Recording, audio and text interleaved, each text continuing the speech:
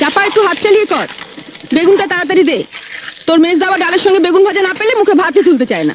আজ তুই এসেছিস দেরি করে, জানিস তো সকালে সবাই স্কুলে যাবে, অফিসে যাবে। ডালটাও তো এখনো সাদলাসনি। আর একটা গ্যাস জ্বালা। আজ দীপা আবার বলেছে কুরকুরে আলু ভাজা চাই। আমি আলু কেটে দিচ্ছি, তুই কড়াটা চাপা। চাপা দি, ওর জন্য একটা মাছ ভাজা তুলে রেখেছ তো? না বাপু, ভুলে গেছি। বড় বৌদিও আজ আমাকে মনে করিয়ে দেয়নি।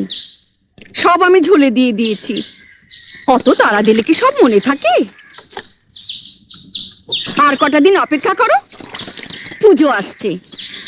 মা দুর্গার কাছ থেকে 8টা হাত আমি ধার চেয়ে নেব। উফ, তোমাদের বাড়িতে 10 হাত না হলে কাজ করা আমার সম্ভব হচ্ছে নি। সরো। ফাজলামো করিস না চাপা, তাহলে তো রাবণের কাছ থেকে তোকে 9টা মাথাও ধার নিতে হয়। 10টা মাথা না হলে সকলের সব কথা মনে রাখবি কি করে?